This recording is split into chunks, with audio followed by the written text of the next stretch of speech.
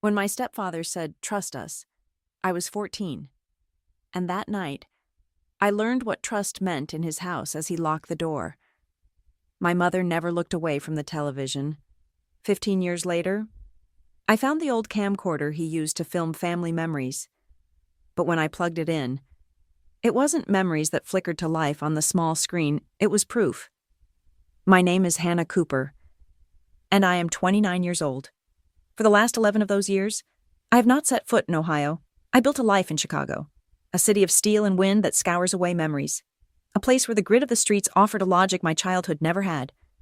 But logic, I've learned, is a fragile thing. It shatters with a single phone call. My mother was gone, and so I drove back through the flat, endless fields that bleed into a gray horizon, back to the small town that holds the patent on quiet desperation, back to the house on Maple Avenue. The house hadn't changed. It stood there, sullen under the perpetually overcast sky, a 2-story beige box with peeling white trim, exactly as I had left it. The lawn was neatly mown, a testament to my stepfather's obsession with appearances. Ray Cooper always kept his lawn immaculate. It was the first line of defense, the pristine welcome mat to a home that was anything but. I killed the engine and sat in the rental car, the silence amplifying the frantic hammering in my chest. This wasn't a homecoming. It was an exhumation. The key I was sent still worked. It slid into the lock with a familiar grating sound, and the door swung inward, releasing a sigh of stale air. It was a smell I knew better than any perfume old paint, the faint, greasy residue of 1,000 fried meals, and the acidic ghost of my stepfather's cigarettes. Beneath it all was the cloying sweetness of the plug-in air fresheners my mother used to deploy like tiny, futile soldiers in a war against the truth. The air was thick, heavy, a physical presence that clung to my clothes and settled in my lungs. The house was a lung itself, and it hadn't exhaled in years. I stepped inside, my boots echoing on the worn linoleum of the entryway.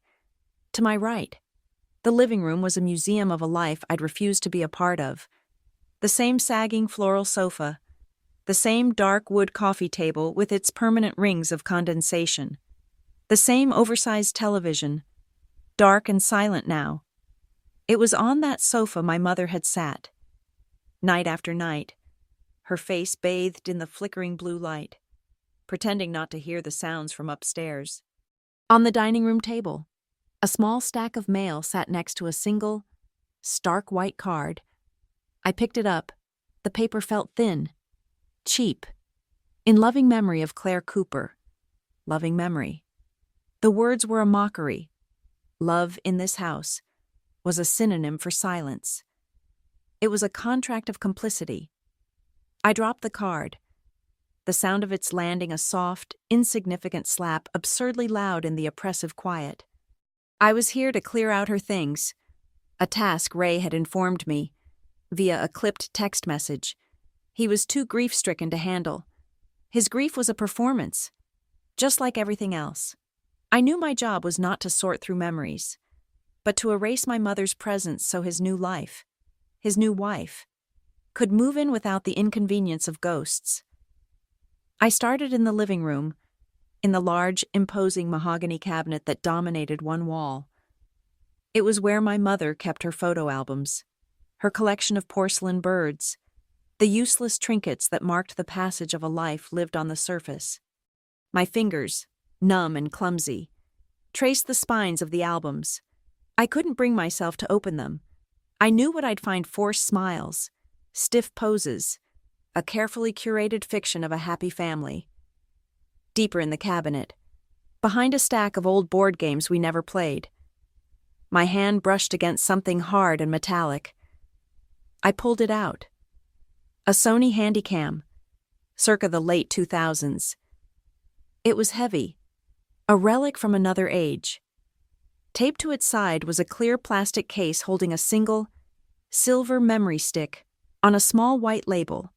In Ray's precise, angular handwriting were 2 words, Family 2009. The year I turned 14. The year the smiles became impossible to fake. A cold current, electric and sickening, shot up my arm. I hadn't seen this camera in 15 years. Ray had been obsessed with it for a time, documenting every holiday, every birthday, every manufactured moment of domestic bliss. He called it preserving our family memories. I called it creating his alibi. I took the camera into the kitchen and set it on the counter, staring at it as if it were a live grenade. Part of me, the part that had spent a decade building walls around the past, screamed to throw it away, to leave it in the trash where it belonged.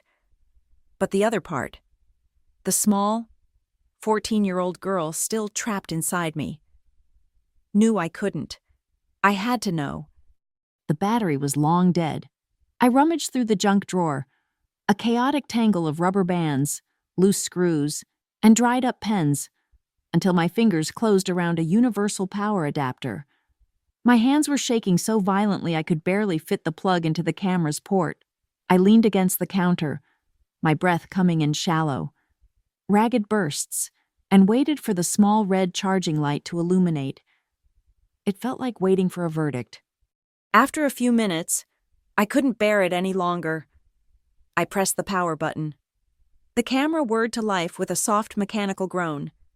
The small LCD screen flickered, then stabilized, displaying a menu in a pixelated blue font. I navigated to the playback function, my thumb hovering over the button. My heart was a wild bird beating against my ribs. I closed my eyes, took a deep, shuddering breath, and pressed play. The screen was black. For a second, I thought the file was corrupted, that the memories had mercifully decayed. But then, there was sound. The muffled sound of footsteps on carpet. My carpet? The threadbare pink carpet of my teenage bedroom. Then, the distinct, heavy sound of my bedroom door closing. Not with a click, but with a soft, definitive thud. A sound that meant there would be no leaving. The screen remained black, a void, but the audio was perfectly clear. A few seconds of charged, suffocating silence. I could hear my own breathing on the recording. A faint, terrified whisper of air. And then, his voice. It wasn't loud. It was worse. It was calm, measured, almost gentle. A voice coated in false sincerity. A predator's croon. "Smile for me, Hannah." The world tilted. I slammed the camera shut, the plastic cover snapping down with a sharp crack. A wave of nausea, acidic and overwhelming, rose from the pit of my stomach. I stumbled, hand clamped over my mouth, and barely made it to the kitchen sink before my body convulsed, retching up nothing but air and bile. I gripped the cold porcelain, my knuckles white, my forehead pressed against the grimy metal of the faucet. The sound of his voice echoed in the room, in my head, a phantom limb I could suddenly feel again after years of blessed numbness. Smile for me, Hannah. The command to perform, the order to paint a pretty picture over a canvas of fear. For 15 years, I had told myself it was over. I had escaped. I had built a new life, brick by painful brick, on the foundation of a deliberately forgotten past. I had convinced myself that the things that happened in that house were ghosts, intangible horrors that had no power over me anymore. I had run, and I had survived. I thought I had buried it all, sealed it away in the tomb of my childhood. But I was wrong. It wasn't buried. It had been recorded. I pushed myself up, splashing cold water on my face, and looked at my reflection in the small, grease-spotted window above the sink. The woman staring back was pale, her eyes wide with a terror I hadn't seen in them for a decade. But beneath the fear, something else was stirring. A cold, hard clarity. This camera. This little silver memory card. It changed everything. It wasn't just my word against his anymore. It wasn't a scared girl's fragmented memories against a respected ex-cop's reputation. I had what the law had always needed. I had what I had always lacked. I had proof. I walked back to the counter and picked up the camcorder. It felt different now. It was no longer a relic of the past. It was a weapon. I held it in my hands, the weight of it grounding me, the cold plastic a conduit for a new and terrible resolve. The fear was still there, a tremor deep in my bones, but it was being eclipsed by something else, something forged in the fire of this resurrected pain, a purpose. I looked at the black screen of the camera, at the reflection of my own determined, haunted face. His words, his mantra of control, came back to me. Trust us. He had said it at dinner tables, in the car, at the door to my room. It was his anesthetic, the lie he used to numb us while he worked. My lips pulled back from my teeth in a smile that held no warmth, no joy, nothing but the promise of a reckoning. I brought the camera close, my voice a low, steady whisper that filled the dead air of the kitchen. Trust me this time. Ray, to the town of Northwood, Ohio. Ray Cooper was a monument carved from decency and civic duty. He was Officer Cooper, who had spent 30 years on the force, a man whose presence at a high school football game was as reassuring as the floodlights.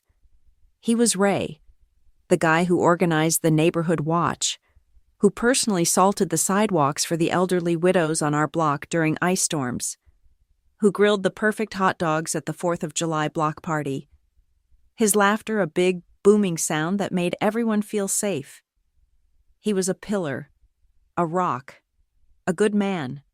That was his brand, and he had spent a lifetime perfecting it.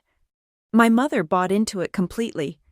She had met him a year after my father died, when she was a ship taking on water, and Ray was the Coast Guard. He saved me, Hannah.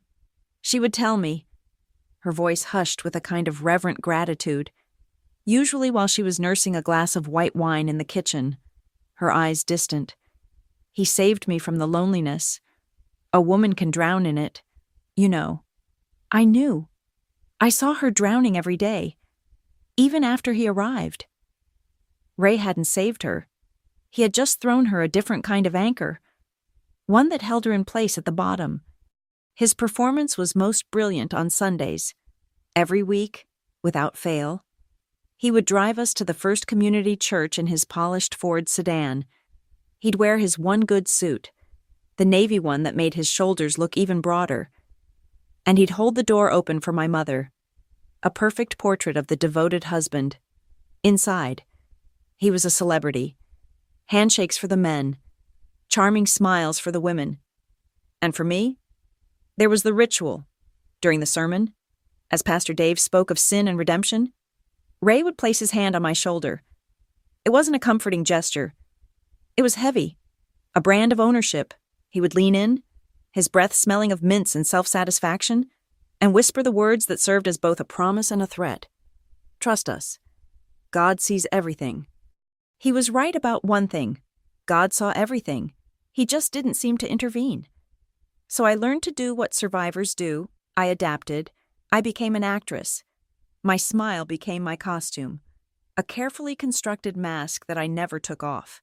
I learned to smile when the neighbors asked how I was doing. I learned to smile when Ray praised me for my good grades in front of his friends, his hand still resting on my shoulder.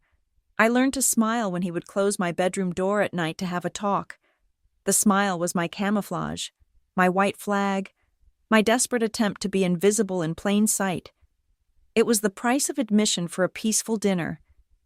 It was the currency of my survival. The day I turned 18, I cashed out. It was a Tuesday in June, 2 weeks after my high school graduation. Ray and my mother were at a town council meeting where Ray was being honored for his volunteer work. I packed a single backpack with a change of clothes, my diploma, and the yearbook I couldn't bring myself to leave behind. I took the $40 I had saved from my part-time job at the library, 4 worn $10 bills hidden in a hollowed-out book. I walked out the front door. down the immaculate concrete path, and never looked back. I bought a bus ticket to Chicago with a single destination in mind, anywhere but here. The silence that followed my departure was absolute. My mother never called. Not once, I learned later, through a friend from high school, that Ray had crafted a masterful narrative for my absence. Hannah was troubled. He told the sympathetic neighbors over the fence. She'd fallen in with a bad crowd, become rebellious. He and Claire were heartbroken. Of course. But what could you do, kids, these days? He had painted me as the prodigal daughter, the ungrateful child who had broken her poor mother's heart and thrown away the gift of a good, stable home. He made my escape an indictment of my character, not his. And everyone believed him. Why wouldn't they? He was Ray Cooper, a good man. Years passed. I built a life. I got a degree, then a job as a graphic designer. I found an apartment in a noisy, vibrant neighborhood where no one had immaculate lawns because there were no lawns to have. I made friends who knew me only as Hannah, the woman from Chicago. Not Hannah, the troubled girl from Ohio.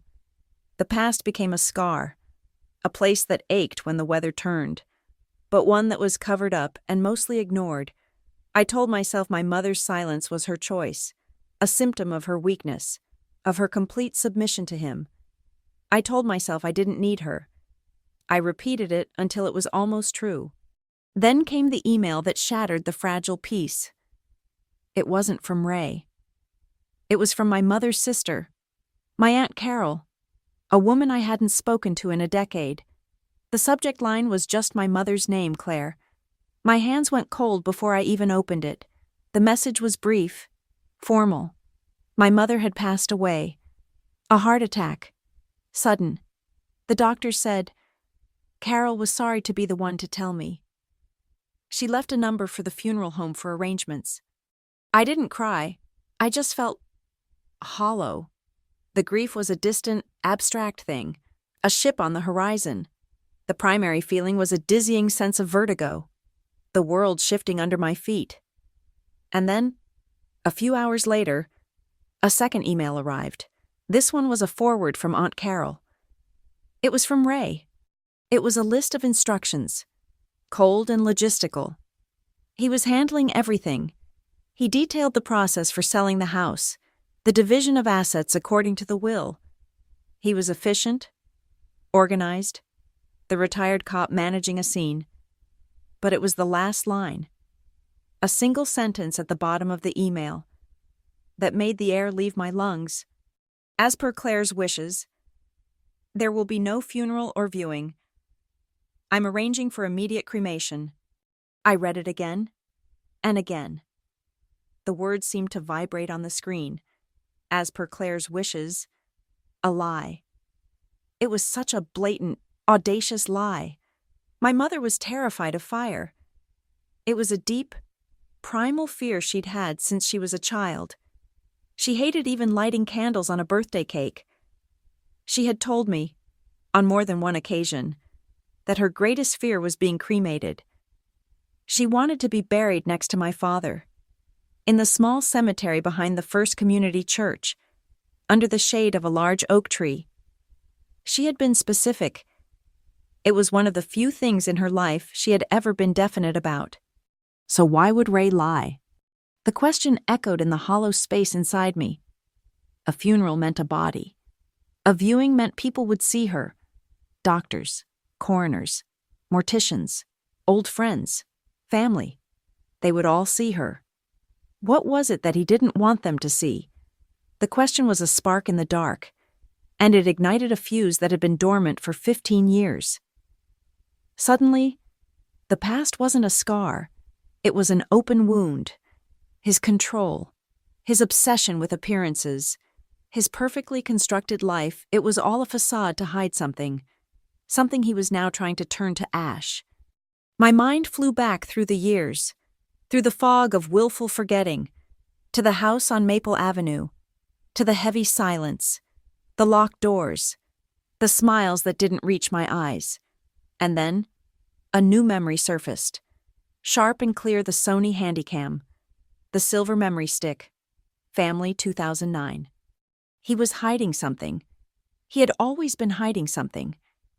And I knew, with a certainty that chilled me to the bone, that the key to whatever he was so desperate to conceal was not in a will or a death certificate. It was sitting in a dusty mahogany cabinet in Ohio. Waiting. The camcorder was the key. He wasn't just erasing my mother. He was trying to burn the evidence. The drive back to Chicago was a 6-hour fever dream. The Sony camcorder sat on the passenger seat. A silent, malevolent passenger. I had copied the contents of the memory stick onto a new, encrypted flash drive, which was now zipped into the innermost pocket of my jacket. A cold, rectangular weight against my ribs. The original memory card was locked in a safe deposit box at a bank in a neighboring town, a place Ray would never think to look. The car hummed along the interstate. But in my head, there was only the roaring silence from the video, the sound of a door thudding shut, and the echo of his voice. The panic and nausea from the kitchen had receded, replaced by something far more dangerous, a crystalline, razor-sharp clarity. I wasn't running anymore. I was hunting. My first instinct was to go to the police. It was the logical, correct thing to do. But Ray was the police, or had been. His identity was interwoven with the fabric of law enforcement in that part of Ohio. His friends were still on the force. Men who had been to our house for barbecues. Men who called him a brother. Going to them would be like asking the wolves to investigate a disturbance in the henhouse. They would protect their own.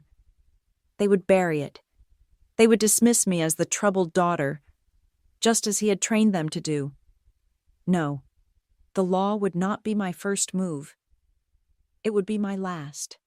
Back in my apartment, surrounded by the life I had built, I searched for a lawyer. I didn't want a venerable firm with oak-paneled walls and partners who played golf with retired police chiefs. I needed someone young, someone who saw the law as a tool for disruption, not for maintaining the status quo. I needed an outsider. My search led me to a sleek website for a firm called Harlan and Pierce, a new player in the city known for taking on tough civil rights and personal injury cases. I scrolled through the associates. My eyes landed on a name, Mason Grant. His bio was short. Graduated top of his class from Northwestern.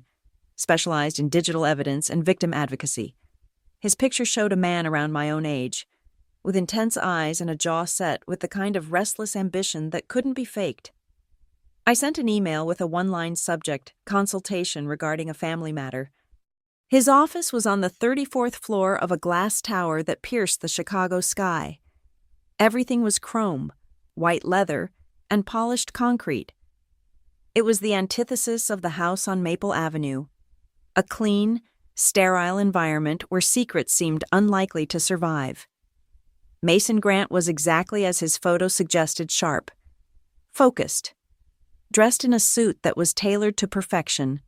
He listened without interruption as I laid out the barest facts: my mother's recent death, my stepfather's history as a police officer, and the discovery of an old family video. I kept my voice even, my hands clasped tightly in my lap to keep them from shaking. The nature of the recording is disturbing. I finished, my voice sounding thin even to my own ears. He nodded, his expression professionally neutral. Disturbing in what way? Miss Cooper. I didn't answer. Instead, I pulled the flash drive from my pocket and slid it across the vast, empty expanse of his desk. It's better if you see for yourself. It's the first file. It's only a minute long. He took the drive, his movements precise, and plugged it into his laptop. He put on a pair of noise-canceling headphones, isolating himself with the past. I watched his face. For the first 30 seconds, there was nothing but intense concentration. He was a lawyer reviewing a document. But then, I saw it. A subtle tightening around his eyes. A flicker of disbelief. The blood seemed to drain from his face, leaving his skin with a pale, waxy sheen. His hand, which had been resting on the trackpad, froze. He leaned closer to the screen, as if he couldn't believe what he was hearing, and then he flinched. A small, almost imperceptible jerk. But I saw it. He had heard the voice. He took off the headphones, his movements slow and deliberate, and placed them on the desk. He didn't look at me for a long moment. He just stared at his black screen, breathing. When he finally turned to me, his professional mask was gone. His eyes were wide with a mixture of shock and something that looked like anger. "Hannah," he said, his voice low and strained. He used my first name. The pretense of formality shattered. That's... My God. This isn't just evidence of emotional abuse. The deliberate filming, the command. This is psychological torture. But legally, what stands out the most is the context you gave me. Your mother's presence, her inaction, this is clear evidence of criminal neglect. The term hung in the air. Criminal neglect. It was a legal phrase. Cold and precise. But it validated everything. It gave a name to the silence, to the complicity, to the crime of looking away. My throat was dry. He's still out there, right, living his life. Mason's jaw tightened. He clicked a few keys on his laptop, his focus returning. Let's see. The silence was punctuated by the soft tapping of the keyboard. After a minute, he stopped. Ray Cooper. He's very much still out there. According to public records, he remarried 6 months ago. And, irony of ironies, he filed the paperwork last week for his full service pension and a supplementary grant from the state's Retired First Responders Fund. He was cashing in. He was about to be rewarded for his years of service, for being a good man, a pillar of the community. While my mother was dead and he was trying to erase the very evidence of his monstrosity. A cold fire ignited in my gut. "We have to go to the police," Mason said, his voice regaining its professional edge. "With this video and your testimony, the district attorney in your home county would have to open an investigation." "No," I said. The word was quiet, but absolute. Mason looked at me, confused. "No, Hannah. This is a clear-cut case. This is the kind of evidence prosecutors dream of." "The police in Northwood are his friends," I stated flatly. "They'll lose it, bury it, claim the file was corrupted. He'll walk. I've had 15 years to think about this. I'm not interested in a courtroom. Not yet." I leaned forward, my voice dropping. I want to see the man they all know, the hero, the community leader, dismantled in front of them. I want to see his halo crack and fall off in public.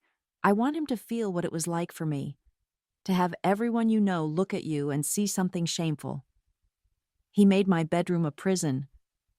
I'm going to make the whole world his. Mason stared at me, a new understanding dawning in his eyes. He saw that my quest wasn't just for legal justice. It was for something more elemental. He leaned back in his chair, running a hand through his hair. "This is a dangerous game. Hannah, you need to be incredibly careful. A man like that, a retired cop with a pristine reputation, he has friends. He has connections deep inside the department. They'll circle the wagons to protect him." "Good," I said, a faint smile touching my lips for the first time. The expression felt foreign. "Sharp? I have infrared." Mason blinked. "Infrared? What are you talking about?" He didn't understand. Of course he didn't. He was thinking about legal filings and subpoenas. I was thinking about tactics. I was thinking about the darkness he had used to hide in, the privacy of a home where he was king. I was thinking about the camera he used to capture my fear. He had taught me the power of a lens, the terror of being watched when you feel most vulnerable. It was time to return the favor. He had made me afraid of the dark, of a closed door. I was about to make him afraid of it, too.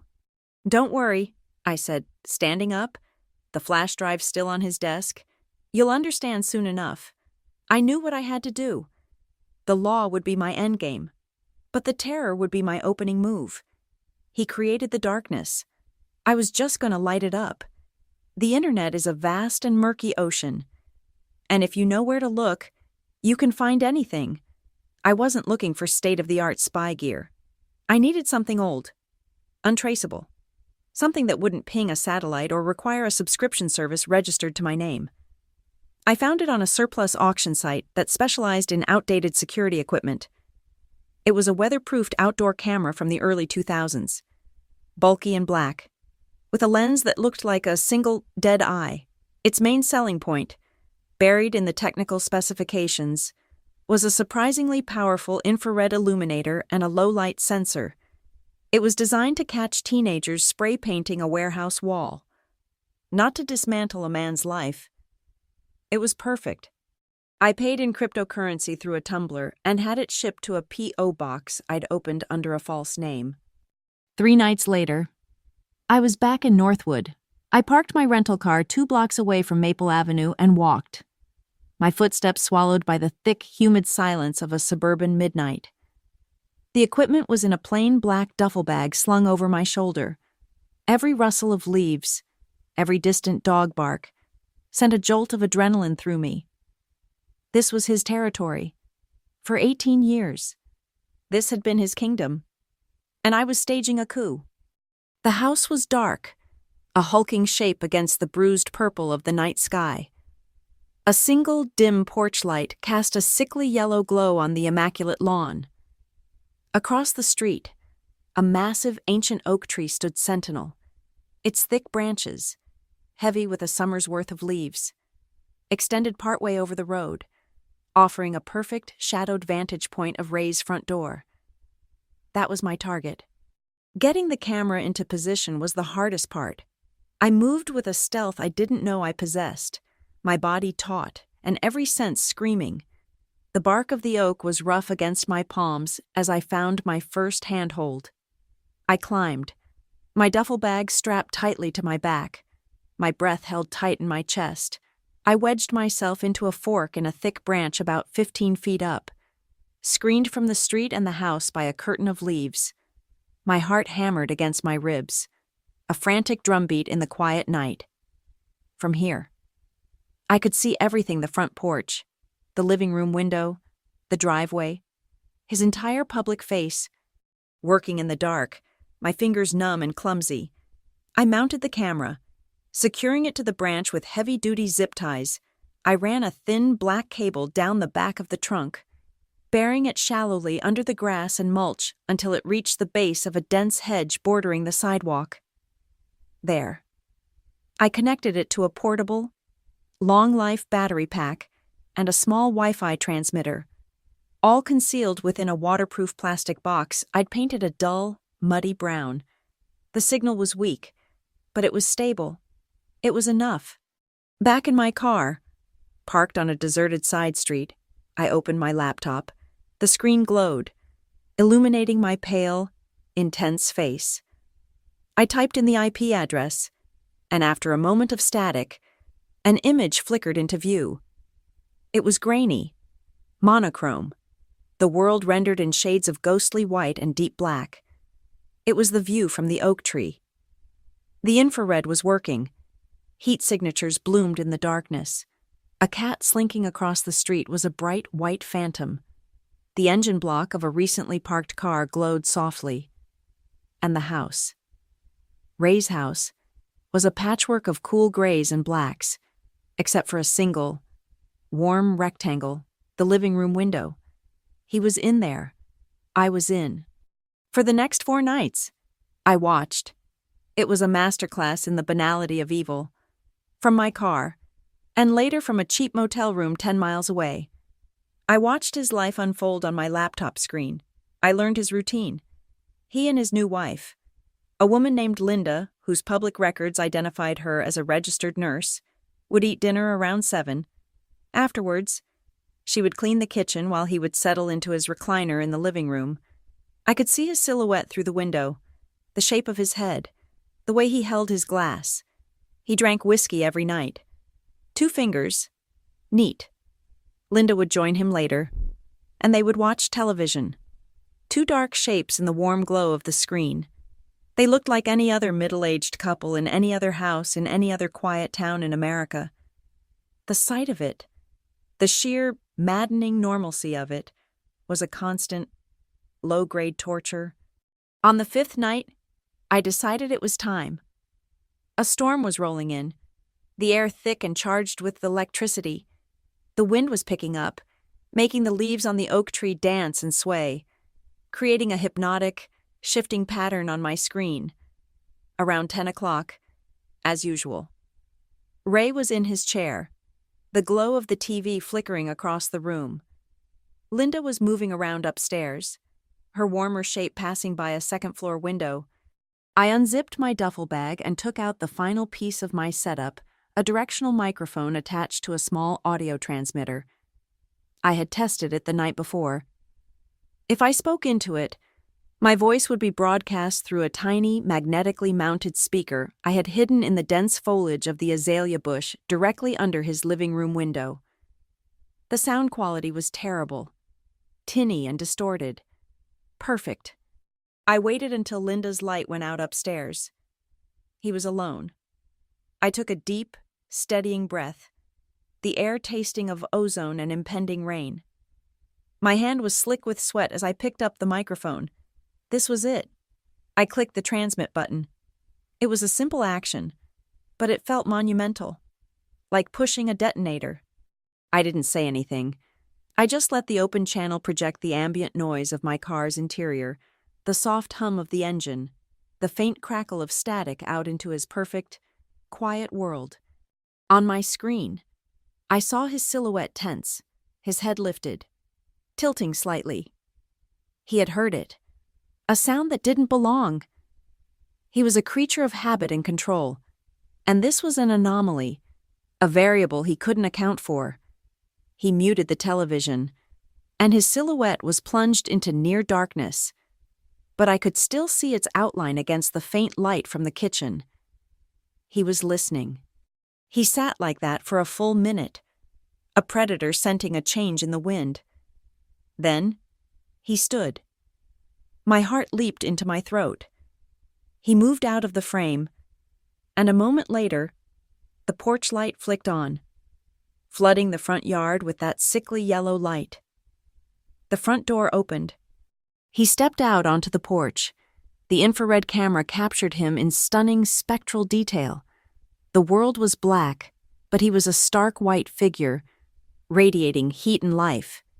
He was older, his face fuller, his hair thinner, but the set of his jaw was the same, the cold arrogance in his eyes, even in the ghostly translation of infrared, was exactly as I remembered. He scanned the yard, his gaze sweeping from the street to the hedges, his body coiled with a tense, practiced alertness. He was the cop again, assessing a threat. But there was nothing to see. Only the wind and the whispering leaves. I raised the microphone to my lips.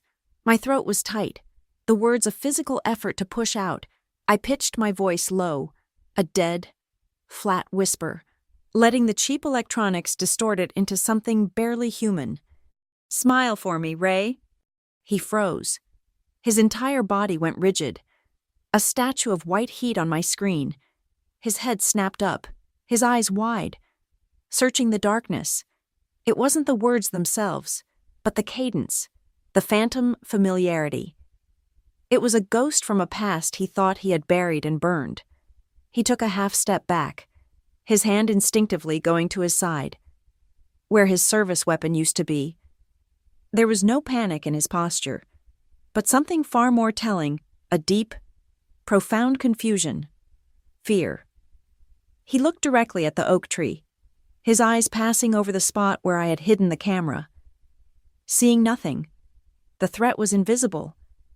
It was everywhere. He stood there for another 30 seconds, a man trapped in a nightmare he was suddenly living. Then, he backed into the house, slammed the door shut, and the deadbolt slid home with an audible, echoing crack. I leaned back in my seat, my body trembling with the adrenaline crash. My breath came in ragged, painful gasps. I had done it. I had reached through time and space and touched the monster in his cage. I worked quickly. I isolated the 30-second clip, his appearance on the porch. The whisper, his reaction. I saved the file, my hands moving with newfound precision. I opened a new browser tab, logged into an anonymous email account I had created, and attached the video file. I typed his personal email address into the recipient field. For the subject line, I wrote nothing. The body of the message was only 7 words. A final, perfect twist of the knife. "Trust me, Ray, I'm recording now." I hit send. The next hour was the longest of my life.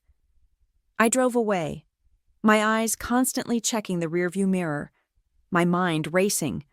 What would he do? Call the police, his old friends? Would they come looking?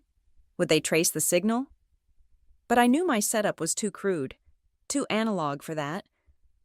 It was a ghost. I was back in my motel room, staring at my laptop, when the notification popped up. "You have one new message." It was from him. My hand shook as I clicked on it. There was no greeting, no question, no threat, just 3 words that signaled the complete and utter capitulation of his control. "We should talk." I closed the laptop. A slow, cold smile spread across my face. It was a real smile this time, and it was terrifying. Perfect. His reply came in the form of a 1-line email where the question was a concession, a white flag. The man who had controlled every room I ever occupied was now asking for my terms. I let him wait for a full day before I responded. A small, petty exercise in the power I now held. My choice of location was deliberate. A piece of psychological stagecraft. Maple Diner, 8 p.m. Tuesday, I hit send. The Maple Diner was a relic, a time capsule of Formica countertops and cracked red vinyl booths that had stubbornly resisted the passage of the last 40 years. It smelled of burnt coffee, stale grease, and the ghosts of 1,000 forgettable meals. It was also the place my mother, in her futile attempts to manufacture a happy family, had insisted on celebrating every one of my birthdays from age 8 to 17.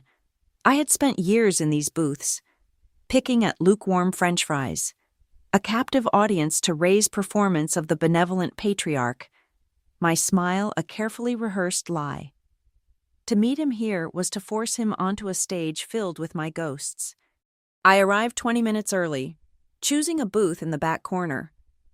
It gave me a clear view of the entrance and insulated me from the sparse Tuesday night crowd, a few truckers at the counter, a family with tired-looking kids in the opposite corner. I ordered a black coffee I had no intention of drinking. The mug was thick and warm in my hands. I took out my phone and placed it on the table. Propping it up against the sugar dispenser, I tapped the screen, activating a recording app. The small red icon pulsed discreetly in the corner. Then, I waited. My heartbeat was a slow, heavy drum, not of fear, but of anticipation. I was a bomb maker waiting for the timer to count down. He walked in at 8:02 p.m. He had tried to assemble his costume of the good man, but the pieces didn't quite fit. He wore a crisp, white button-down shirt, the sleeves neatly rolled to his forearms, a look designed to project an air of relaxed authority. But his shoulders were tight, his movements stiff. He scanned the diner, and when his eyes landed on me, the smile he produced was a grimace, a frantic attempt to paste the old mask back on. It didn't reach his eyes. His eyes were hunted. He slid into the vinyl seat opposite me, the material groaning in protest. He placed his large hands flat on the table, as if to steady himself. He was trying to project the calm, in-control persona of Officer Cooper, about to defuse a situation. "Hannah," he said, his voice a low rumble. He attempted a folksy, paternal tone that set my teeth on edge. "Still angry?" "Huh." It was his classic opening gambit frame, my pain as petulance, my trauma as a teenage grudge.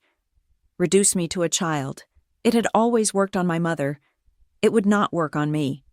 I took a slow sip of my coffee, letting the silence stretch, forcing him to stew in it.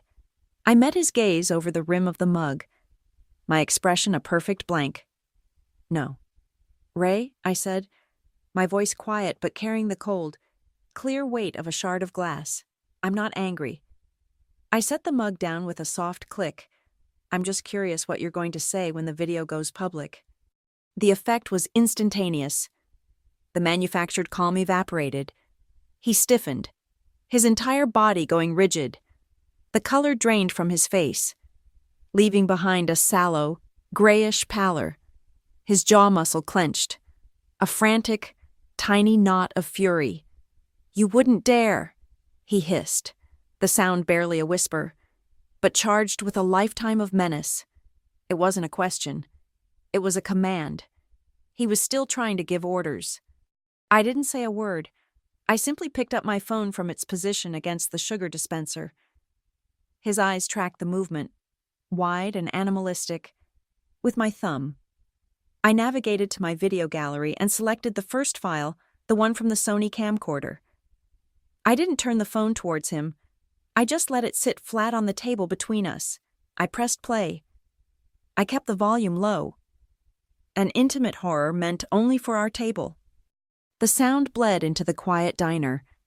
First, the muffled footsteps on carpet, the soft, heavy thud of a door being closed, and then his voice, oozing from the phone's tiny speaker, a venomous whisper from 15 years ago. "Smile for me, Hannah." The sound, so calm and monstrous, hung in the air between us. A woman in the next booth glanced over, a flicker of mild curiosity in her eyes. Before turning back to her conversation, she had heard a sound, but she had no idea she was sitting 10 feet away from a monster whose mask had just been incinerated. Ray lost control. The years of discipline, the cops' training, the carefully constructed facade, it all shattered in a single, reflexive movement. He lunged, his hand shooting across the table, his fingers spread wide to snatch the phone. He was a wild animal trying to crush the thing that was making the noise. But I was ready. My reflexes were faster. I snatched the phone back, my chair scraping against the linoleum as I pulled away. His fingers closed on empty air. Grabbing nothing but a paper napkin, he was left leaning over the table, his breath coming in ragged, audible gasps, his face a mask of disbelief and pure, unadulterated rage. I held the phone to my chest, my voice dropping to a low, conversational tone, the kind one might use to soothe a panicked animal. "Easy, Ray," I said smoothly. The contrast between my calm and his panic was stark. He stared at me, his chest heaving. "You don't want to make a scene." I let my eyes flick for a fraction of a second toward my purse sitting on the seat beside me, where the lens of a tiny pinhole camera was aimed directly at his face. "Besides," I added, my voice now a conspiratorial whisper, "that camera is recording, too." He followed my gaze, but there was nothing to see. The threat was invisible, unverifiable. Was I bluffing? He had no way of knowing. The paranoia that had started in his front yard was now blooming into full-blown terror. Right here in the Maple Diner, he slowly, deliberately, pulled back, sinking into his seat. He looked broken, smaller. I saw a single bead of sweat trace a path from his temple, down his cheek, and along his clenched jaw. It was beautiful. It was the truth, finally becoming visible. He had built a fortress of lies, and it was being washed away by his own fear. He opened his mouth to speak, but no words came out. He just stared at me, the retired cop, the pillar of the community, completely and utterly outmaneuvered by the troubled little girl he thought he had broken. I leaned forward, closing the distance between us, my voice barely audible above the clatter of cutlery from the kitchen. I took his signature line, the words he used to drug my mother and me into submission, and I handed it back to him like a vial of poison. "Trust me," I whispered. I learned from the best. That was the final blow. It was the moment he understood that this wasn't just about exposure. This was personal. This was a reflection. I was using his own tactics, his own tools, his own words against him. I was his legacy. He stared at me for a long moment, his eyes filled with a new and horrifying recognition. Then, without a word, he fumbled in his pocket, threw a $10 bill onto the table, and slid out of the booth. He walked toward the exit, his broad shoulders slumped, his confident stride gone. He didn't look back. The bell above the diner door jingled softly, announcing his departure. He had walked right into my trap, and the door had just snapped shut behind him. I didn't sleep that night. After Ray fled the diner, I drove to the anonymous motel and became a ghost online.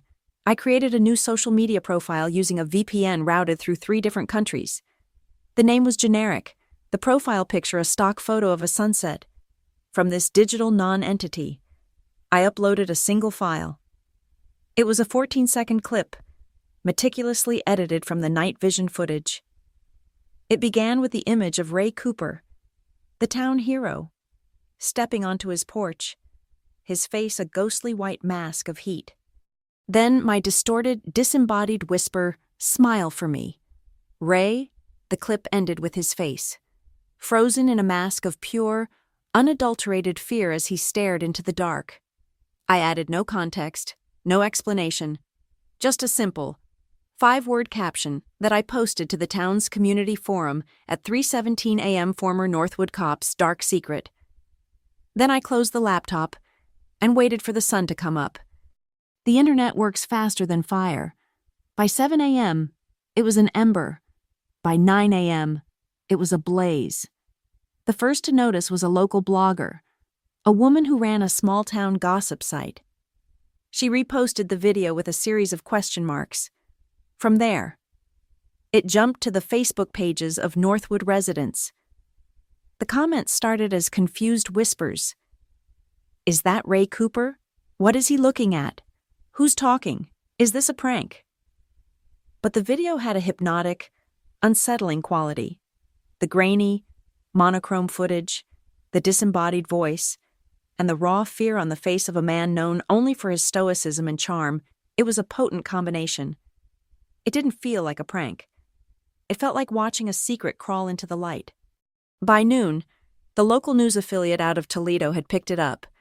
They ran a segment during their lunchtime broadcast, playing the clip and then cutting to a file photo of Ray in his uniform, shaking the mayor's hand. The chyron at the bottom of the screen read, "Mystery video of retired officer Sparks concern." The Northwood Chronicle, the sleepy local paper that usually reported on bake sales and zoning disputes, had its banner headline online by 2 p.m. It was 2 words, printed in a bold, stark font over a still image of Ray's terrified face. Hero or predator? The question hung over the town like a shroud. The narrative Ray had so carefully constructed for 30 years was beginning to unravel in a matter of hours. The community that had once revered him was now a digital mob, demanding answers. People who had known him for decades began to look at him differently. Was the neighborhood watch organizer also the man in that chilling video? Was the friendly officer who gave lectures on safety at the elementary school the same man who looked like he'd just seen a ghost? The pressure on the Northwood Police Department was immense. By late afternoon, Police Chief Miller, a man I remembered from our church picnics, a man whose gut hung over his belt and whose face was perpetually flushed, held a press conference. He stood at a podium, looking uncomfortable and out of his depth. "We are aware of a video circulating online involving retired Officer Raymond Cooper," he read from a prepared statement, refusing to make eye contact with the cameras. "At this time, we have no reason to believe the video is authentic.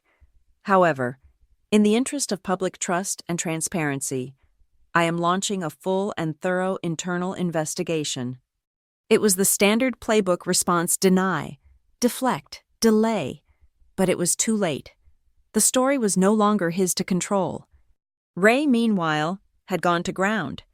But he was forced to speak when a local reporter cornered him in his driveway as he was getting his mail.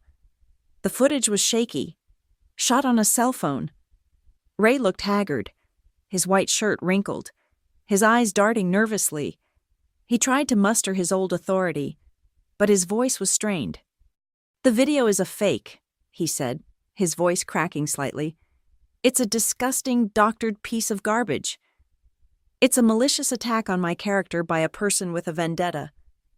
I have no further comment." He retreated into his house, slamming the door, but his denial was gasoline on the fire. A vendetta by whom? What is he hiding? The online comment sections were a cesspool of speculation and accusation.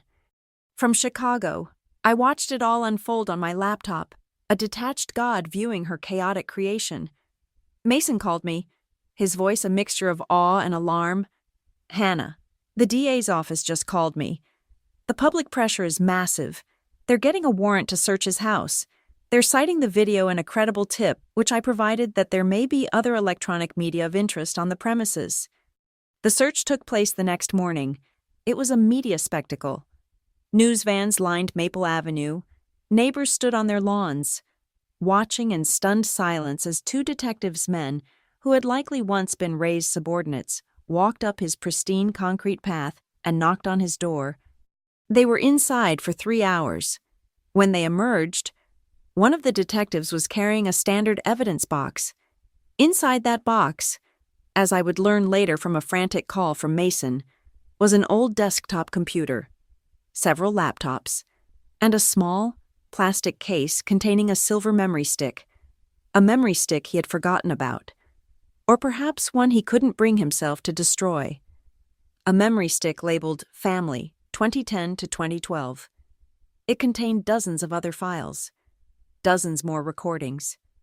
The discovery of the second memory card was the kill shot to his credibility. His claim that the infrared video was a one-off, a doctored fake, was obliterated. Why would a man have a secret collection of dozens of similar recordings? The first casualty of this new discovery was his marriage. The next day, the Chronicle reported that Linda Cooper, RN, had moved out of the house on Maple Avenue and filed for divorce, citing irreconcilable differences. Her silent departure was a damning verdict. She was the one person who had seen him after the mask came off. And she had run? The community took note. The digital mob turned feral. The calls for his prosecution became a roar. His photo was everywhere. His life story re-examined through a new, sinister lens. Every act of charity was questioned. Every commendation scrutinized. The pillar of the community was crumbling into dust, and the whole town was watching. That evening, my phone buzzed. It was a text from an unknown number. My fingers trembled slightly as I opened it. The message was short, stripped of all pretense and authority. It was the desperate plea of a drowning man. "Hannah, please stop this." I stared at the words, at the name he had no right to use. All the years of forced smiles, of silent screams, of a childhood spent walking on eggshells, coalesced into a single, cold point of fury. My response was immediate, my thumbs moving with a steady, certain rhythm. "I stopped when you started." I blocked the number. Mason called me an hour later. His voice was electric. "He's done. Hannah. He's completely and utterly done. His lawyer called the DA this afternoon to discuss a plea deal. He's collapsing. He's trying to mitigate the damage. You've won. It's over." I listened to him, the words "you've won" echoing in the quiet of my apartment. I should have felt relief. I should have felt a sense of victory, of catharsis. But I felt nothing. Just a cold, hollow emptiness. Because I knew something Mason didn't. I knew it wasn't over. This part of the battle, the public destruction of Ray Cooper, was complete, but it was only the first act. He wasn't the only one who had stood by and watched. I looked at the encrypted file on my desktop, the one I hadn't even shown my lawyer yet, the one piece of the puzzle that explained everything. Ray was a monster, but he had been allowed to thrive in a habitat of silence. And I still had one last recording to play. Mason believed the war was over, but a soldier knows when the final battle is yet to be fought. While the world was celebrating the fall of Ray Cooper, I was in my Chicago apartment, preparing for the most painful part of the campaign. The enemy I had to face now was not a monster, but a ghost. My mother's ghost. Mason had sent me the link to a secure server.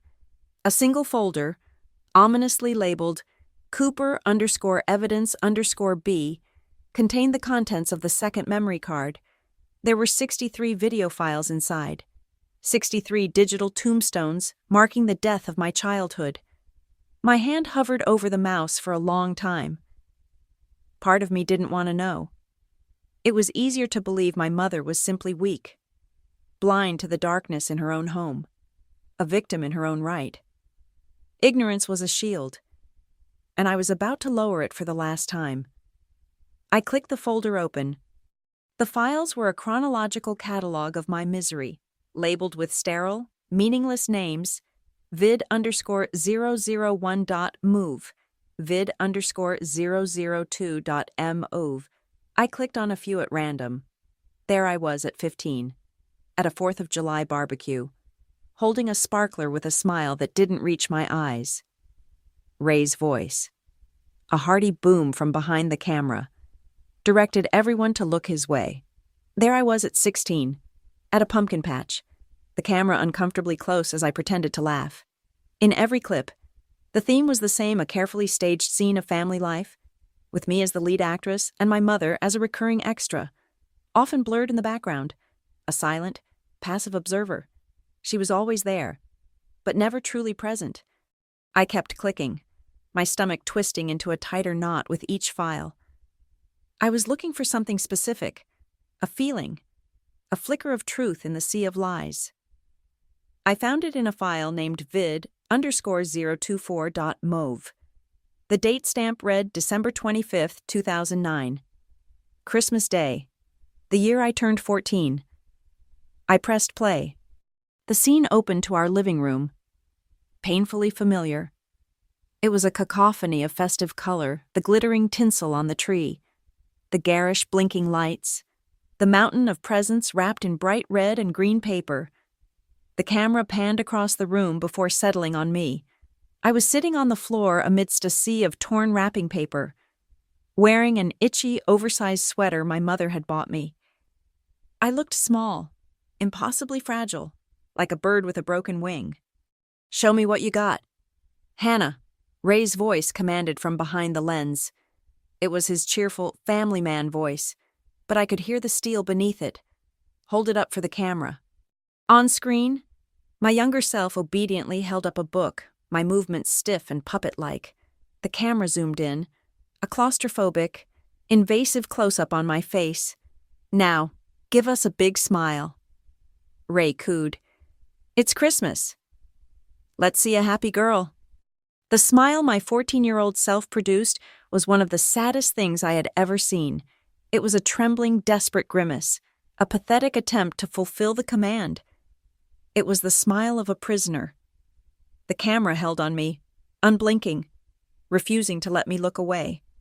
And then, another voice entered the recording. It was my mother's.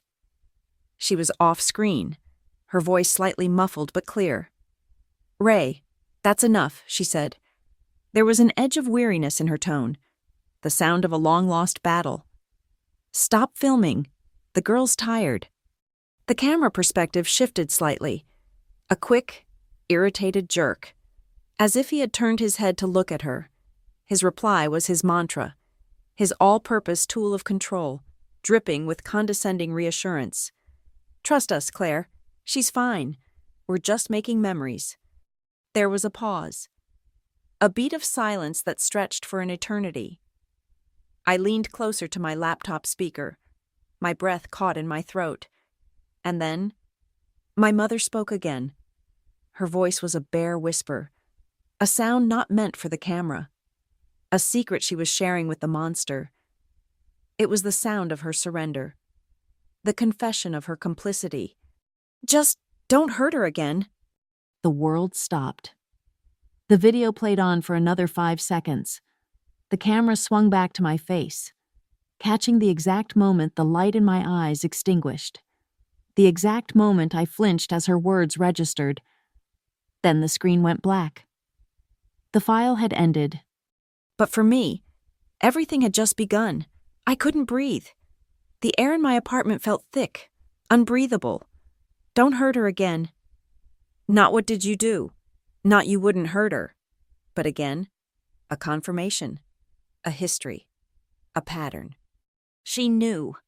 She had always known. She wasn't blind. She wasn't weak. She was a witness.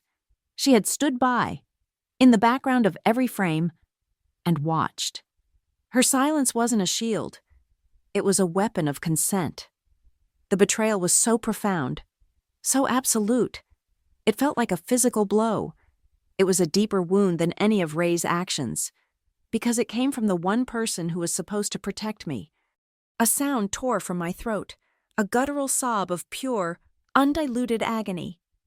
The tears that came were not the weak, frightened tears of the girl in the video. They were the tears of a woman unburdening herself of a lifetime of excuses.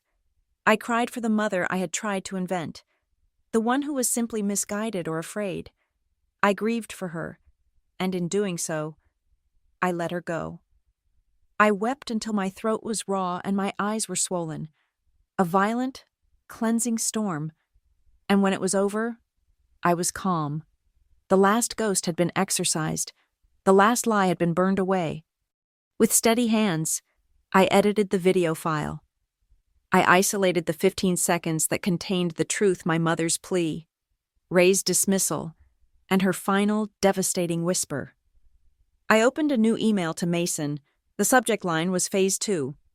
The body of the email was brief. Mason, this is the last piece. Not for the DA, not for the police, for the public. Get this to a real journalist, someone at a national paper. I've heard good things about the Herald Post. I want this to be the last thing people see before he goes to trial. I attached the clip and hit send. The next morning, the story was everywhere. The Herald Post had run it on their digital front page, a place usually reserved for politics and international crises.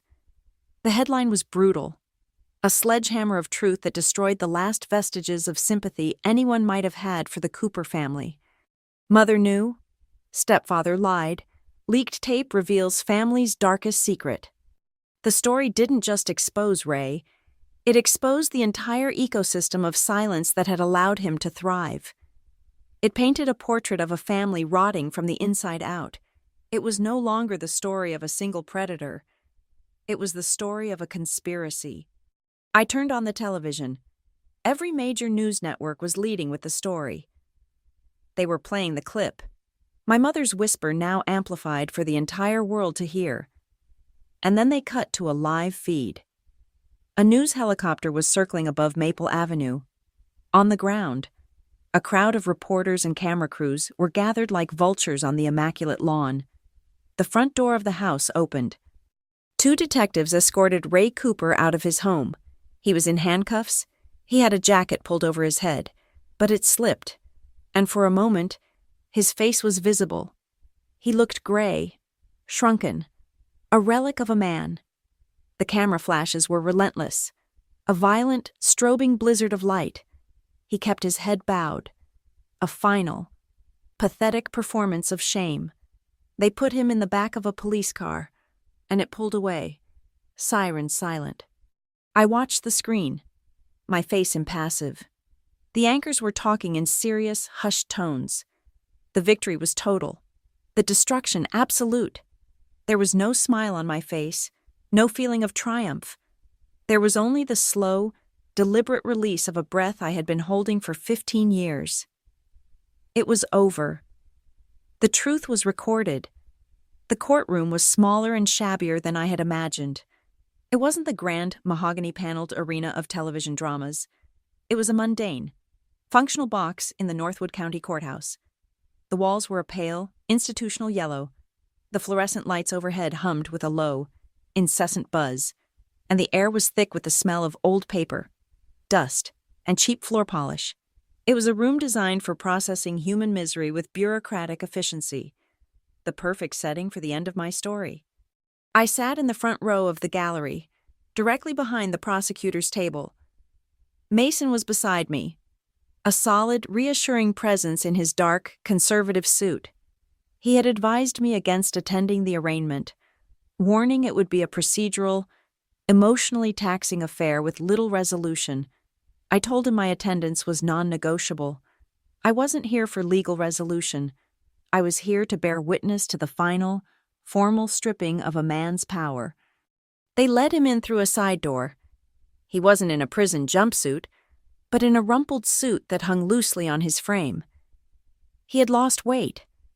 His face was a grayish mask of exhaustion, the confident, commanding posture of the man I knew replaced by a defeated slump. He was flanked by 2 deputies, men who had likely saluted him in these very hallways for years. They kept their faces professionally blank, but I could see the discomfort in their stiffness. The monster they were escorting was a reflection of their own world. He was seated at the defendant's table next to a portly, slick-haired lawyer who looked like he'd rather be anywhere else. Ray didn't scan the room.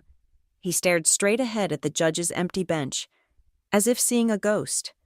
But as he settled into his chair, his eyes, against his will, flickered to the gallery.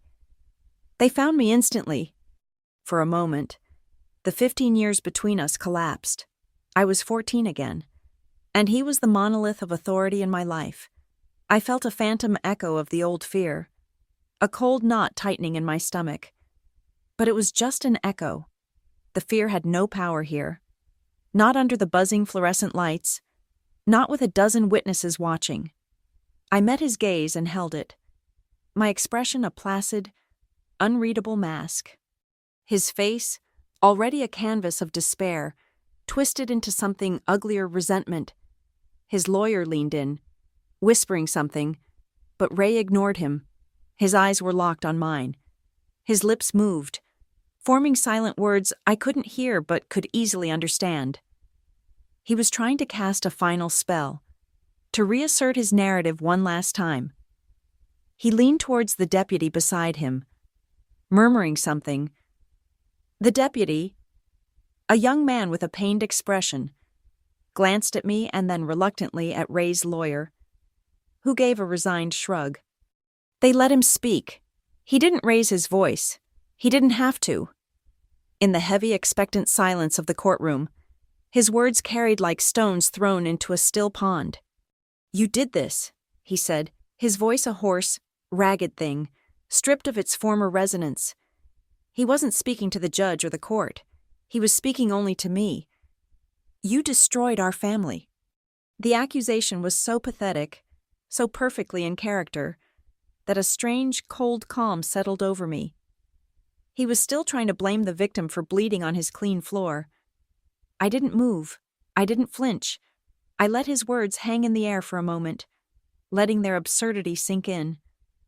Then, I leaned forward just enough, my voice no louder than his, but sharp and clear and utterly devoid of emotion. "No," I said, "you destroyed it the first night." The finality in my tone was absolute. It was a door slamming shut on his version of the past. I saw the flicker of shock in his eyes, the realization that his words had no power over me anymore. He had no more weapons. He sagged back in his chair, a deflated effigy of a man, and didn't look at me again. The proceedings began. The judge entered, a stern, white-haired woman named Eleanor Vance, whose reputation for having little patience for theatrics was well known. The charges were read aloud by the clerk, a litany of legal terms that sounded sterile and inadequate, multiple counts of emotional abuse of a minor, criminal neglect, evidence tampering. Ray stood, his lawyer's hand on his arm, and pleaded not guilty in a voice that was barely a whisper. The prosecutor, a sharp, focused woman named Sarah Jenkins, then stood to argue against bail. "Your Honor," she began, her voice crisp and commanding, "the defendant..." Mr. Cooper represents not only a significant flight risk, but a man whose entire public life has been revealed as a calculated deception. He has manipulated his community, his family, and the very badge he once wore. To grant him bail would be an insult to his victims and a mockery of the public trust he so profoundly violated. Furthermore, we have evidence that demonstrates a pattern of psychological torment so severe that we believe his release would pose a direct threat to the emotional well-being of the primary witness in this case. Ray's lawyer stood and offered a weak rebuttal about his client's deep ties to the community and his long record of service, but the words sounded hollow, ridiculous, in the face of the charges. "The court has reviewed the preliminary evidence," Judge Vance said, her eyes fixed on Ray. "Miss Jenkins, I'm inclined to agree with your assessment. But for the record, I would like to see a sample of the evidence in question." This was the moment. The prosecutor nodded to her assistant, who dimmed the courtroom lights. A large screen descended from the ceiling with a soft, mechanical whir. My heart, which had been so steady, began to beat a little faster. I wasn't watching the screen. I was watching the jury box, the faces of the ordinary men and women who would decide his fate. I was watching the spectators, the former neighbors and friends who had come to see the pillar of their community officially crumble. The projector hummed to life.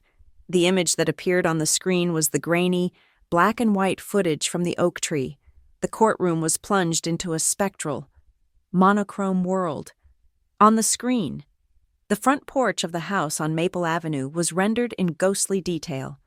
Then, the door opened, and the figure of Ray Cooper, a stark white silhouette of heat and arrogance, stepped into the frame. A low murmur rippled through the courtroom. People were seeing a familiar place, a familiar man, through an alien, predatory lens. The figure on the screen scanned the yard, his posture coiled with tension. And then, my voice, distorted and otherworldly, filled the silent room. "Smile for me, Ray." The collective intake of breath was audible. It was a sharp, sibilant gasp that seemed to suck the air out of the room. On the screen, the man froze, his face a perfect portrait of fear. The camera held on him, forcing everyone in the room to witness his unmasking, to see the terror in the eyes of the man they thought was fearless. The clip ended. The screen went black. The lights came up. The silence that followed was absolute. It was a profound, heavy silence, the kind that follows a shockwave. No one moved. No one spoke. The jury stared at the blank screen, their faces a mixture of horror and dawning comprehension. In that silence, the truth was finally, irrevocably present. Judge Vance broke it. She looked down from her bench, not at the lawyers, but directly at the defendant's table. Her voice was low, heavy with the weight of the years she had spent presiding over the worst of human behavior. "This court has seen many monsters, Mr. Cooper," she said, her words clear and cutting. Few of them filmed themselves. She banged her gavel once. Bail is denied. The defendant is remanded into custody until trial. The deputies moved in, helping Ray to his feet. He was a ghost, a shell. I made a conscious decision in that moment. I would not look at him again. I would not give him the satisfaction of being the object of my gaze, whether of hatred or pity or triumph. As they led him away, his head bowed, I turned my attention to the grain of the wood on the bench in front of me, studying it with intense focus. He was erased. As Mason and I walked out of the courthouse, the heavy wooden doors swinging shut behind us, the sky opened up. It wasn't a gentle shower, it was a downpour. A sudden, violent deluge that sent reporters scattering for cover under the portico. But I didn't seek shelter. I walked down the stone steps and stopped, turning my face up to the sky. The rain was cold, plastering my hair to my forehead, soaking through my jacket in seconds. but it felt clean. Each drop that struck my skin felt like it was washing something away. Not the memories. The memories were mine now. They were scars that proved I had survived. It was washing away the fear. The constant, low-grade terror that had been my shadow for 15 years. The fear of his voice. The fear of a closed door. The fear of not being believed. It was all being diluted, dissolved, and carried away down the gutter with the rain. I stood there for a long time, the chaos of the press conference a muted roar behind me, and let the rain fall. For the first time since I was 14 years old, I felt free. The days after the arraignment were quiet. The storm had passed, leaving behind a strange and hollow calm. The television news cycle, having feasted on the carcass of Ray's reputation, moved on to other disasters. My phone, which had buzzed incessantly for a week, fell silent. The world kept spinning, but I felt suspended, floating in the strange space between a war's end and the beginning of peace. I didn't know what to do with the silence. It felt both liberating and unnerving, a language I had yet to learn. It was Mason who called me back into the world. "Hannah," he said over the phone, his voice gentle. "Could you come by the office? Something's come up. Something from your mother's estate." I walked back into the glass tower, the cool, sterile air of the lobby a world away from the rain-soaked steps of the courthouse. In Mason's office, the city of Chicago spread out below the floor-to-ceiling windows, a vast and indifferent witness. He wasn't sitting behind his desk this time.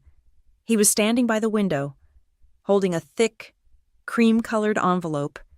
"This was delivered by courier this morning," he said, his professional demeanor softened by a genuine look of compassion. "It's from your mother's personal attorney. Apparently, she left very specific instructions in her will. This envelope was to be held in trust and delivered to you, and only you, in the event that formal criminal proceedings were ever initiated against Ray Cooper." He held it out to me. My breath caught in my chest. A contingency plan, a dead man's switch, my mother, the woman whose defining characteristic had been passivity, had made a final, calculated move from beyond the grave. My hand trembled as I took the envelope. It was heavy, made of thick, expensive paper. My name was written on the front in her familiar, looping cursive Hannah. Seeing her handwriting, a sight I hadn't encountered in over a decade, was a physical shock, a ghost touching my hand. I didn't open it in front of him.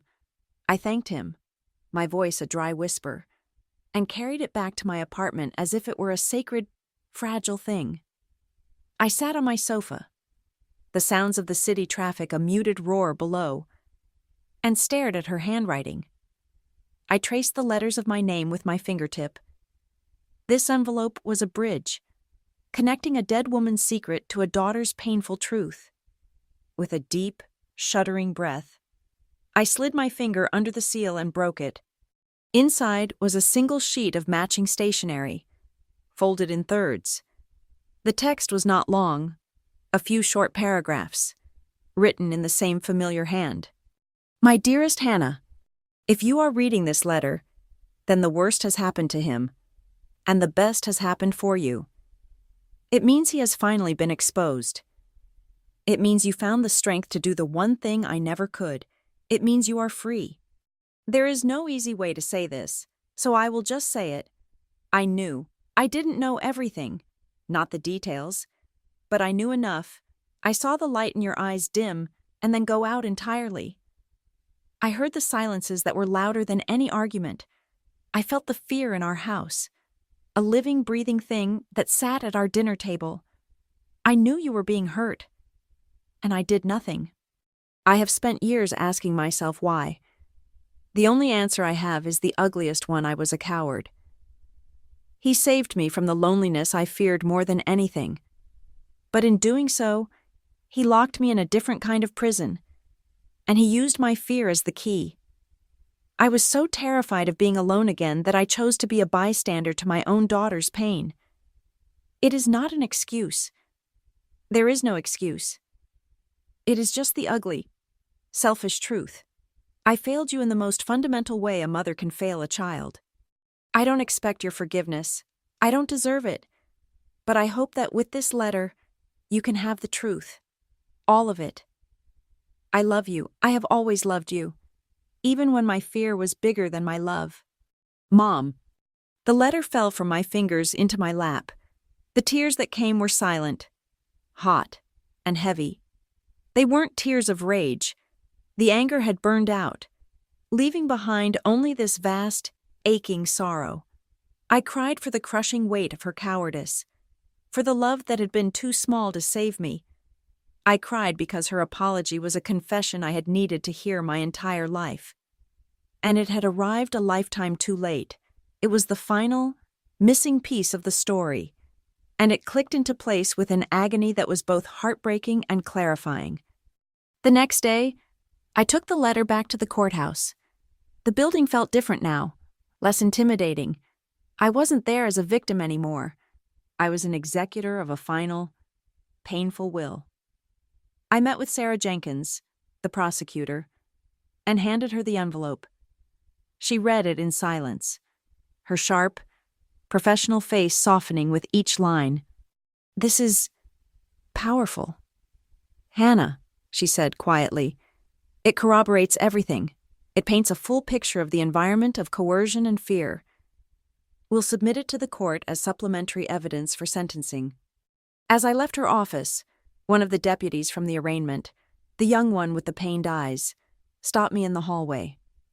"Miss Cooper," he said, his voice earnest, "I just wanted to say, we're all glad he's off the streets. You can rest easy now. He won't be getting out any time soon." He meant it as a kindness, a reassurance. But the words felt wrong.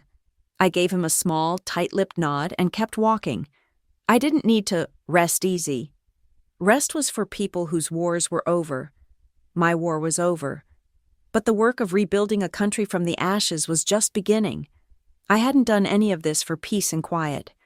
I had done it for the record, for the cold, immutable, official truth to be entered into a file, to be stamped and cataloged and stored in a dusty archive forever. I didn't need reassurance. I just needed the truth to be recorded. That night, I performed a final ritual. In a small, ceramic bowl on my fire escape, I lit a match. I held the flash drive, the last digital copy of all the videos, over the flame. I watched as the plastic began to curl and blacken, melting into a grotesque, unrecognizable shape. The smoke that rose smelled acrid and bitter, the smell of a poison being neutralized.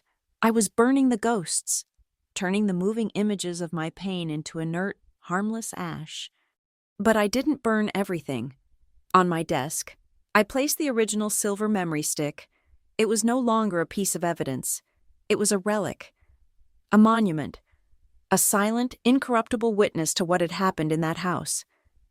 It held no power over me now, but it held the truth, a keepsake from a forgotten country. I picked it up, the small, cool rectangle of metal and plastic resting in my palm. I thought of my mother's letter, of her fear and her love and her final, desperate act of truth-telling. I thought of the scared little girl who had finally been heard. And looking out at the city lights, I whispered the words into the quiet of my apartment, a final promise to the ghost I had finally laid to rest. "Trust me, Mom, I did it. One last drive. One last trip back to the place where everything began and everything ended. The house on Maple Avenue was empty now. A hollowed-out shell sold to a property developer who planned to gut it and flip it. The key Mason had given me was for a final walkthrough, a last chance to claim any forgotten personal effects. But I wasn't there for forgotten trinkets. I was there for a final, private ceremony. I pulled into the driveway at dusk. The house stood silhouetted against a sky streaked with bruises of purple and orange. The immaculate lawn Ray had tended with such obsessive care was already showing signs of neglect, a few weeds bravely pushing through the perfect green carpet. It was just a house now, stripped of its power, its secrets laid bare for the world to see. It held no more fear for me. I unlocked the front door and stepped inside. The air was different. Without furniture to absorb the sound, my footsteps echoed on the bare hardwood floors. The smell of old paint and stale smoke was still there, a faint ghost. But it was mixed now with the clean, chemical scent of industrial cleaners. The plug-in air fresheners were gone. The floral sofa was gone. The television was gone. The dining room table was gone. The house had been scrubbed of its life, leaving behind only the architecture of my past. I walked from room to room, my footsteps a solitary metronome in the silence. The living room, where my mother had disappeared into the flickering blue light. The kitchen, where I had retched in fear after first watching the video. I climbed the stairs, the banister cool and smooth under my hand. I walked into my old bedroom. The threadbare pink carpet was gone, revealing the pale, unfinished wood beneath. The walls, once covered in band posters and teenage dreams, were bare, marked only by the faint rectangles where pictures used to hang. This room was no longer a prison. It was just a box, an empty, harmless box. I had saved the most important room for last. The mahogany cabinet in the living room was gone. Of course, sold off with the rest of the furniture, but when the movers had cleared it out, they had found something tucked away in the very back, something they had deemed worthless. They had left it on the kitchen counter. The Sony Handycam. It sat there, a black plastic relic in the fading light. It looked smaller, less menacing than I remembered. I picked it up. It was light, almost flimsy. This was the weapon he had used. This was the weapon I had turned back on him. Beside it lay the small silver memory stick, the original. The witness. I carried them both into the center of the empty living room. The last rays of sunlight streamed through the large picture window, illuminating dust motes dancing in the air like tiny, restless spirits. I didn't need the light. I knew what I was going to do would happen in the dark. I slid the memory stick into its slot. The small click was definitive. An act of loading a final, single bullet. I held the camera in my hands, feeling the familiar weight of it. I pressed the power button. The lens motor whirred, a soft mechanical sigh that was the only sound in the house. The small LCD screen flickered to life, its cold, blue light casting a faint glow on my face. I didn't look at the screen. I knew what was on it. Instead, I turned the camera around. I held it at arm's length, the lens pointing directly at my face. I hit the record button. A small red light blinked on, confirming my action. The world, through the camera's eye, was dark and grainy. But then, with a soft, almost imperceptible click, the infrared illuminator activated. My own face appeared on the small screen, a ghostly white mask floating in the blackness of the room. I was seeing myself the way I had seen him, a creature of heat and life in the suffocating dark. My eyes, in the infrared light, were dark, bottomless pools, but they weren't afraid. They were steady. They were calm. I was the one in control of the frame now. I leaned in, my face filling the small screen. I spoke to the lens. I spoke to him, wherever he was, locked in his cell. I spoke to the ghost of my mother. I spoke to the 14-year-old girl who had been trapped in this house for so long. My voice was quiet, but it didn't tremble. It was the sound of a verdict being read. "You said trust us," I said, the words clear and precise in the empty room. I did. And now they all see. My final statement. The loop closed. His words of control, reclaimed and returned as a declaration of truth. I pressed the button again. The small red light went out. The infrared illuminator clicked off, plunging the screen, and my face, back into darkness, with a sense of profound finality. I lowered the camera and placed it gently on the bare floor in the very center of the room. I didn't need it anymore. The recording was over. The story was told. At that exact moment, a sweep of flashing light red, then blue, then red again painted the bare walls of the living room. I looked out the window. A Northwood police cruiser was rolling slowly down Maple Avenue on its nightly patrol. The lights washed over me, over the house, a silent, indifferent beacon of the new reality. This house was no longer a black hole where the law did not apply. It was just another address on a map, a place under the same sky, governed by the same rules as everywhere else. The car continued down the street, and the flashing lights disappeared. Then I heard it, the sound of its siren, faint and distant, wailing for a moment before fading into complete silence. The sound wasn't a threat. It wasn't a warning. It was just a sound in the night, a part of a world that I was finally, fully, a part of again. A smile touched my lips. It wasn't a smile of victory or of happiness.